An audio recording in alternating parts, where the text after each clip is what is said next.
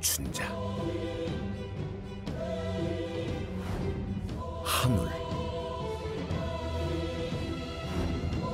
총각선생, 해도령,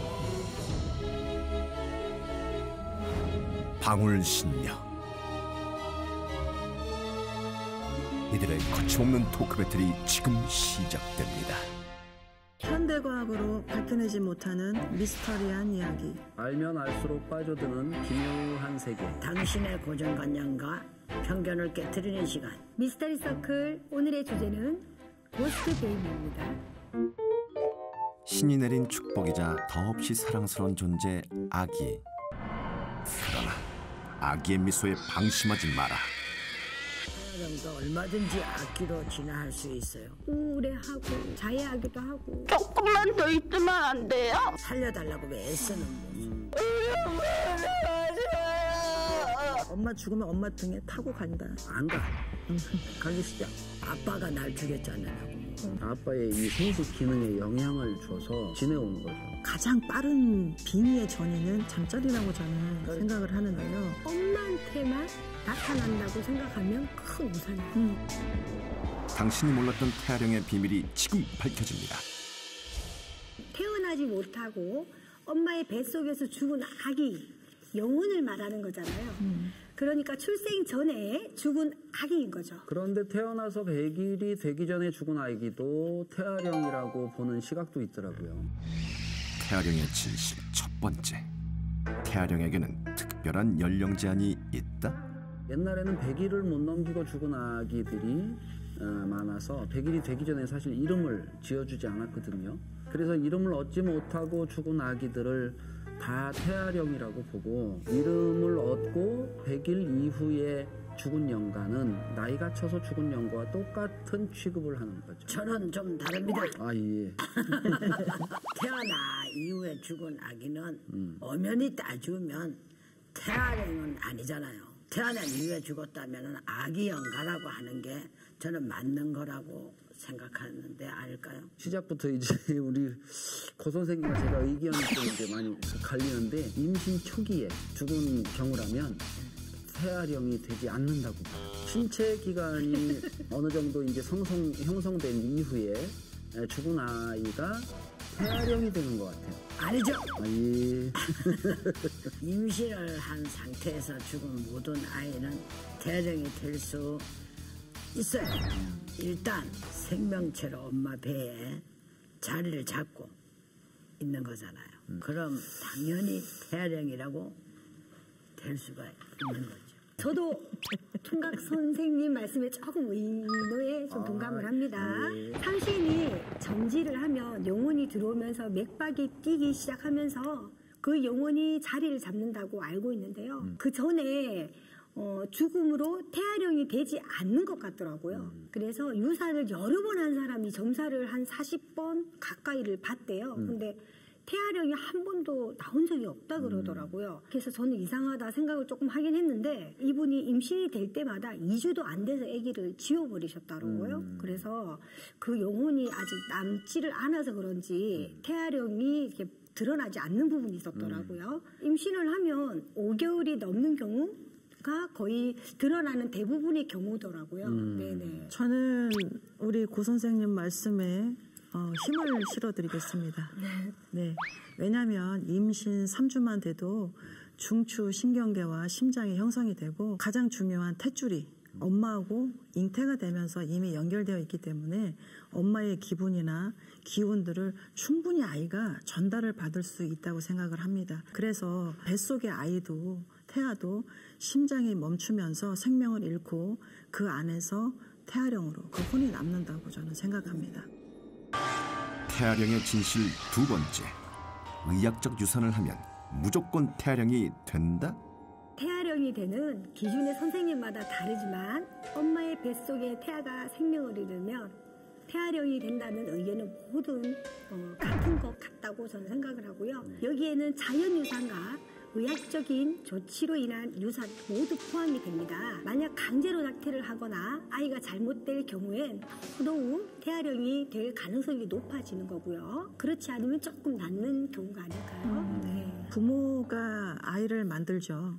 그래서 자식궁이 엄마의 태궁에 앉게 되는 겁니다. 그래서 삼신이 점지를 한다고 하는데 자이든 타이든 결국 부모의 영향으로 태아령이 되는 게 아닌가 저는 그렇게 생각합니다. 그런데 아이를 잃은 슬픔에 죄책감을 가진 또 부모님들이 많이 있잖아요. 죽임을 당한 아기의 원한과 또 유산한 부모의 죄책감과 미안함이 맞물렸을 때 이 태아령이 된다고 생각을 하고 또 그중 30% 정도가 아마 태아령이 되지 않나 생각합니다. 그 엄마가 기문간살이 있거나 영적으로 예민하면 태아령에게도 영향이 크게 받을 수 있는 것 같아요. 그런데 기문이 열리지 않다고 해도 죽은 아기에 대한 미안함이 너무 크다면 태아령에게도 영향은 받더라고요. 그런데 아이들은 임신 초기에도 감정을 느낄 수 있습니다. 그래서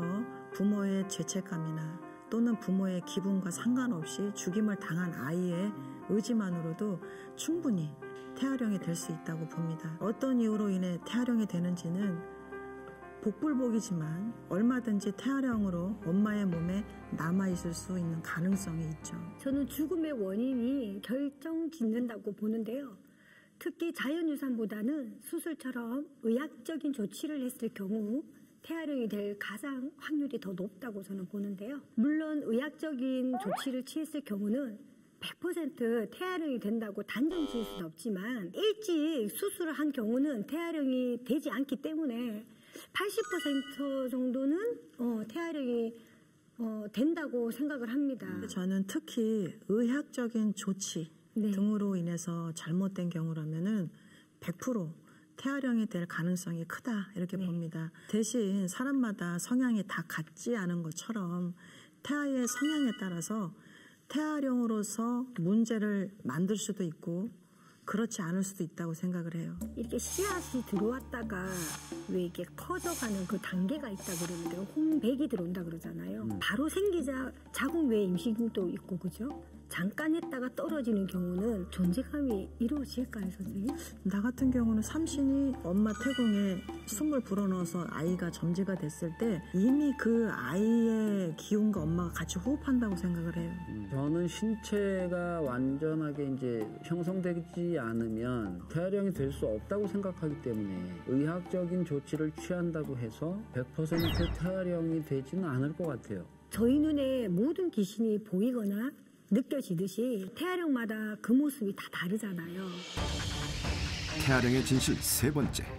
태아령의 모습은 아기가 아니다. 초음파할 때 그 모습 있잖아요. 화면 같은 그런 모습으로 보이기도 하고 때를 지어서 애기들이 줄줄 따라 도는 느낌으로도 이제 보이기도 하고 여러 가지 이제 보이는 방법들이 다양한 것 같습니다. 제 생각에는 죽은 시기에 따라서 보이는 모습이 달라지는 것 같더라고요. 형체가 갖춰지기 전이라면 손뭉치나 알로 보이고 손발이 없을 때는 어느 정도 성장한 후에 아기인 거죠. 그리고 태아령은 정말 안타까운 모습으로 보인다고 할까? 사람의 형체이긴 한데 아주 희미하고 발부둥 치는 모습으로 살려달라고 애쓰는 모습 그런 것처럼 나는 보이더라고요. 이게 어떠한 물체가 안 죽으려고 애쓰는 그런 형상이 나는 많이 보이더라고요. 저는 태아령이 꼭 어떤 형체가 아니더라도 빛이나 한의 기운들로 느껴지기도 하는데요. 태아령은 살고 싶었던 마음이 강했기 때문에 그런 감정으로 첫째 감지가 되는 것 같고요. 그래서 태아령 스스로가 밝히기 전까지는 남녀의 구분이 처음에 잘 안 되는 경우도 있잖아요. 맞아요. 태아령은 신체가 정확하게 보이지 않는 경우가 많기 때문에 사실 육안으로 남아인지 여아인지 정확하게 알 수가 없어요. 그래서 신명에서 알려주셔야 저희가 알게 되는 거죠, 성별을. 유산을 하게 되면 난임이나 자궁, 질환, 허리, 통증 이런 거에 호소하는 경우가 있는데 무속인이 측면에서 봐도 유산했을 때 그런 증상을 비슷하게 나타나는 경우가 있더라고요. 태아령의 진실 네 번째. 태아령 빙의의 고통은 상상을 초월한다. 제가 지금까지 경험한 분들은 이유 없이 화가 나고 답답하고 짜증이 나고 감정 기복이 커지면서 불안, 초조한 증상이 많이 나타나더라고요. 전도요? 갱년기고 거기 갱년기. 태아령은 특히 증상 자체가 애매묘묘해. 저도 요새 애매묘묘한 증상이죠. 갱년기를. 생겼어. 네. 다른 귀신들과 차별화되는 태아령의 대표적인 증상을 한 가지 꼽으라고 한다면 집착인 것 같아요.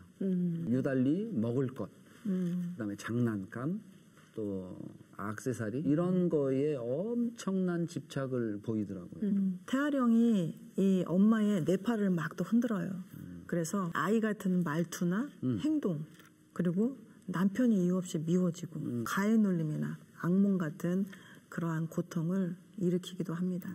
태아령에 빙의가 되면 태아가 죽을 때 느꼈던 그런 고통이 있잖아요. 예를 들면 약을 먹고 유산시켰다면 엄마가 속이 메스껍고 구토 증상이 일어나기도 하고 여러 가지의 증상들을 기운살에 있는 분들은 많이 봤더라고요. 네. 저는 반대로 엄마는 고통을 느끼지 못한다고 생각해요. 왜냐하면 엄마는 이미 마취가 돼갖고 있는 상태에서 끌어내기 때문에 잠깐 자고 일어나면은 다 끝나고 나왔는데 엄마는 고통을 아이만큼 안 받는다고 생각해요. 죄송하지만 저는 이번엔 반박의 말씀을 좀 올리겠습니다. 저는 태아령에 빙의되면은 태아가 받았던 고통이 느껴질 수 있다고 생각합니다. 실제로 수술할 때 절단되는 신체 부위의 그 고통들 그런 게 고스란히 느껴지는 분들 많이 있고요. 그래서 태아의 머리가 손상된 경우라면은 목이나 머리 부분의 통증을 호소하는 분들도 여러 있습니다. 이미 신체가 형상이 됐을 때는 수술로 인해서 죽은 태아령과 접신하면 몸이 막 찢어지는 고통도 나기도 하고 저희는 그런 걸 느끼는 사람들이잖아요. 그렇기 때문에 조금 엄마들도 느낄 수 있지 않을까. 네. 그런데 이제 저는 태아령의 고통뿐만 아니라 엄마의 죄책감, 아픔 뭐 이런 것들이 더 강하게 느껴지는 경우가 좀 더 많더라고요. 아무래도 평생은 안고 가겠지. 그럼요. 그 고통이라는 건 아기가 죽을 때 당했는 그 고통을 어찌 살아있는 중생들이 알겠네요. 표현할 수 없다 이거죠. 표현을 못하겠다 이게. 그리고 이거 태아령 빙의가 증세는 상상 임신하고도 비슷한 증세가 있더라고요. 제가 볼 때는 과거의 유산으로 생긴 태아령의 자기의 뭐 흔적 그런 걸 남기는 게 아닐까. 그래서 상상 임신까지로 비춰지는 게 아닐까 싶습니다. 네. 저도 그런 경우는 가능하다고 봐요. 제 동생이 예전에 유산을 했었는데 이제 임신이 아닌데도 배가 부르고 입덧을 하고 몸이 막 붓고 그래서 이제 병원에 이제 임신인 줄 알고 좋아가지고 갔더니 상상 임신 진단을 받은 거예요. 그래서 아기 기저귀감, 젖병, 뭐 분유 뭐 이런 걸로 이제 의식을 해준 적이 있어요. 그 후로 이제 몸에 붓기도 빠지고 정상적으로 이제 돌아오더라고요. 지금 생각해 보니까 이것도 그 태아령의 영향으로 이렇게 된 게 아닐까. 충분히 그럴 수 있습니다. 저도 태아령으로 인해서 상상 임신이 가능하다고 생각을 해요. 진짜 안타까운 상황이 많잖아요. 진짜 간절히 원했는데 그렇게 되는 경우들이 많아서 아이를 잃고 나서도 아이가 남겨져 있던 공간을 그대로 갖고 있는 것 같아요. 그래서 배가 점점 불러오고 그게 이제 병원 가면 상상 임신이라는 그런 걸 받는 게 우리 주변에서 너무 많이 보잖아요. 맞아요. 맞습니다. 태아령 빙의가 대부분 특정 대상에게 발생된다는 걸 아셨을 텐데요. 바로 엄마입니다. 태아령의 진실 5번째. 태아령은 엄마를 노린다? 임신을 하면 10달 동안 태아가 엄마로부터 산소를 하고 영양 공급을 받고 그러잖아요. 태아와 한 몸처럼 살았기 때문에 태아령이 엄마에게 많이 빙의가 되는 것 같아요. 아기들 입장에서 봐도 수개월 동안 보고 듣고 먹고 자고 놀았던 곳이 당연히 자기 집인 줄 알 거 아니에요. 그러니까 혼이 돼서도 그 자리에 머물면서 엄마와 같이 있으려고 애를 많이 쓰는 까닭 아닐까 싶어요. 맞아요. 그리고 태아는 자궁에 있기 때문에 자궁에서 잘못되면 곧 자궁이 태아의 무덤이 되는 그렇죠. 셈이잖아요. 그래서 태아는 죽어서도 자궁 안을 벗어나기가 어렵고 결국 엄마들에게 태아령이라는 존재로 빙의가 되는 경우가 생기는 거죠. 그런데 꼭 자궁에만 빙의가 되는 것은 아닙니다. 한 번도 안겨보지 못해 그 엄마의 품이 그리운 태아령은 가슴에 또 자리를 잡는 경우가 있어요. 그래서 이럴 때는 태아령 때문에 다른 병으로 그 오진이 나는 경우가 있어요. 진단이. 맞아요. 네. 가슴에 뭐 유방, 맞아요. 암이나 뭐 이제 이렇게. 그리고 이제 영적으로 볼 때 귀신도 혈자리를 통해서 이제 따라서 빙의 부위를 옮겨 다니기도 하잖아요. 태아령도 얼마든지 빙의 부위를 옮겨 다닐 수 있는 거죠. 이제 또 조금 같이 동참이 되네. 그래서 제가 본 태아령은 혈자리를 옮겨 다니면서 태아령이라고 꼭 엄마 아기 집에만 있는 게 아니고 등이나 배, 옆구리든 자기가 마음에 드는 곳을 자리 잡고 있다라고 봐도 가언은 아니라고 생각합니다. 그런데 태아령 빙의가 엄마한테만 나타난다고 생각하면 큰 오산이에요. 아빠가 아이한테 애착이 강한 경우, 태아령이 빙의되는 경우도 있어요. 5개월 된 아기가 아빠한테 딱 붙어 있는 거예요. 그래서 그 남자분이 어떻게 이럴 수가 있냐고 사연을 쭉 들어봤을 때 너무 낳고 싶었는데 그러지를 못하고 여자가 바람이 났고 5개월 되면서 이제 낙태를 하고 보니까 이 애기가 아빠한테 딱 붙어 있는 거예요. 우리 아빠다 우리 아빠다고 애착을 가지고 있었더라고요. 이런 광경을 보면서 태아령이 남자한테도 묻구나. 그래서 저도 그런 경험을 한번 해봤습니다. 저에게도 찾아온 분이 3대 독자 외아들이었어요. 애들이었는데 딸만 셋이었던데 아내가 임신을 했는데 어느 무당한테 가니까 또 딸이라고 소리를 들은 거야. 아빠가 강하게 밀어붙인 거지. 유산을 시켜라. 유산을 시키고 난 뒤에로부터 그 뒤에 남자가 노랑 항달병이야. 항달 약을 줘도 먹어도 안 되고 몸에는 시체는 아무 이상이 없던 그 벌전 때문에 태아령이 강하게 빙의돼서 당신 장기까지 영향을 받는다. 그러니까 항달이 온 것 같은데 그 도중에 아빠한테 태아령이 접신이 됐는데 아빠가 날 죽였지 않느냐고. 아들이었던 거야. 세상에. 완전 있잖아. 아버지가 갈지를 못하게 발버둥을 치는데 그 상우의 고개를 발로 들이다 그 땅 다 짜들어 치워버리고 나보고도 다 비키라고 필요 없다 하고 그래가지고 다 준비해갖고 해주고 나서는 어머 남자가 멀쩡한 거야. 그런데 태아령이 아빠에게 빙의되는 것과 엄마에게 빙의되어 영향을 주는 거에는 조금 차이가 있다고 저는 생각하는 게 빙의가 전이가 되는 과정들을 여러 과정이 있지만 가장 빠른 빙의의 전이는 잠자리라고 저는 생각을 하는데요. 아빠 기차가 택배를 가득 싣고 원마 터널을 통과를 할 때 전진 후진을 무한 반복하다가 요 시점이 됐다 싶을 때 택배를 딱 거기다 놓고 쫙 빠져나오잖아. 그런 거를 저는 아버지는 태궁이 없기 때문에 완전한 이 전이는 될 수 없다. 그러나 빙의는 가능하다. 그런 경우에 아내하고 잠자리가 좀 멀어진다든지 싫어진다든지 생리적인 현상까지도 문제가 생길 수 있다고 생각합니다. 잠자리를 안 할 수가 없잖아요. 네. 그러니까 내 들락날락 하니까 그때에 빙의돼서 올라탔다가 그렇죠. 해방을 놓는데 네. 저도 태아령 때문에 이제 생식 기능에 문제가 생긴 분을 본 적이 있어요. 아내와 이제 이혼을 하고 나서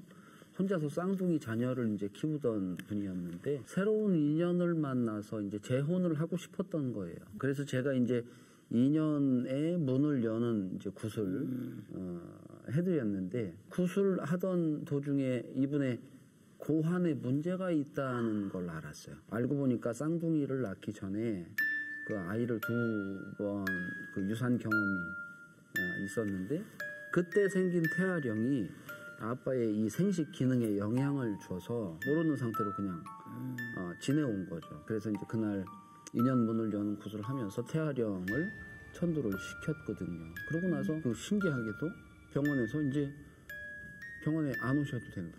충분히 있을 수 있는 일이에요. 그런데 태아령은 아빠뿐만 아니라 형제들한테까지도 영향을 줄 수 있는 경우가 있어요. 제가 봤던 분은 오빠가 죽어서 태아령이 됐는데 지 동생이 생기면서 얘가 같이 큰 거야. 같이. 그러니까 이 동생이 빙이 되는 거지. 근데 여기서 중요한 거는 오빠나 언니나 태아령의 동생에게 빙이 될 수 있는데 동생이 태아령이 돼서 위에 언니나 오빠 내 위에 있는 사람한테 못 가죠. 빙이 되는 거는 아니라고 봐요. 저는 빙이 될 가능성이 아예 없다고 보진 못할 것 같아요. 한 탯줄을 받아서 태어나게 되는 거니까 충분히 빙의 될 가능성은 좀 있지도 않을까. 그런데 저는 유산된 동생이 언니한테 빙이 된 사례를 제가 본 적이 있어요. 꿈에서 본인이 아기를 안고 있거나 업고 있거나 이런 꿈을 꾸면 꼭 사탕이나 우유나 이런 거를 막 먹고 그러는 거예요. 그러다가 이제 꿈을 안 꾸면 또 괜찮고 또 꿈을 꾸면 또 그런 일이 발생을 하고 이제 계속 그런 일들이 있었어요. 그래서 저희가 일을 조금 하면서 이렇게 결과를 보니 태아령이 된 동생이 엄마와 언니 몸에 왔다 갔다 했더라고요. 그래서 이제 천도를 해주고 나고 우리가 아기의 영혼을 풀어주고 나니까 언니 꿈에도 더 이상은 보이지 않고 이제 꾸지 않는다라고 괜찮아졌다는 사례가 있었습니다. 사실 태아령이 엄마 외의 가족에게는 완전히 자리 잡기는 어렵지만 예외의 경우가 있는데 그게 바로 자매, 맞아요. 딸들한테는 태궁이 이어져 있기 때문에 태궁으로 다 갈 수 있다. 그리고 남자 형제들한테 영향은 준다. 그러나 직접적인 태궁의 빙의는 좀 어렵다. 테마를 하다 보면 객기가 빙의가 되는 경우가 많이 흔히 보잖아요. 그렇다면 태아령도 연고 없이 타인에게 빙의될 수 있을까라는 의문점. 적어도 연인관계 정도면 모를까. 타인에게 태아령이 가는 거는 저는 좀 아니라고 봅니다. 근데 저는 태아령이 타인에게 빙의된 걸 사실 본 적이 있어요. 이혼인 여성분의 퇴마를 이제 진행하면서 태아령이 발견이 됐는데 정확히 그 영과의 몫을 잡아서 우리가 이렇게 딱 퇴마를 해야 수월하게 진행이 되는데 그렇죠. 임신을 한 적도 없다고 하니까 이건 뭐 어디서 왔는지를 사실 저희도 알 수가 없는 거예요. 왜냐하면 병원에 갔다가 연고 없는 태아령이 빙의된 거 아닐까. 사실 아직까지도 저는 이게 좀 미스터리 애매묘묘. 네. 근데 다른 사람의 태아령이 빙이 되는 거는 말이 안 되지. 남자 쪽에서 따라오는 남자 경우가 쪽에서 있어요. 혹시 오수 왔을 수도 있어요. 그럴 수 있죠. 저도 태아령이 타인에게 빙의되는 경우는 지금까지는 본 적이 없어요. 태아령은 가족에게 탯줄이 겹쳐져 있기 때문에 태궁으로 그래서 가족에게 영향을 미칠 수 있지만은 타인에게는 더더욱이 영향을 주기는 사실 어렵다. 다음 주 분노와 원한의 결정체 악령으로 돌변하는 태아령. 괴물이에요. 내일이면 태어나는데 왜 그랬어? 엄마 자고 막 붙어있고 피를 쏟더라고요. 가슴이 썩어 들어가는 거야. 아기의 순수함은 모두 사라졌다. 통제할 수 없는 악으로 재탄생한 태아령. 태아가 되게 불가능하다. 혼자 절대 못 간다. 안 가. 가기 시작. 조금만 더 있으면 안 돼요? 발버둥을 치면서 독을 품고 아기가 돼서 엄마 등에 타고 간다. 원망이 너무 큰 거예요. 독하다 그랬어. 진짜 무섭더라고요. 다음 주 악령이 된 태아령이 당신을 찾아갑니다. 미스터리 서클에서는 폐가 흉가 또는 빙이나 잘못된 신내림 등 영적 고통으로 솔루션이 필요한 분들의 제보를 기다립니다.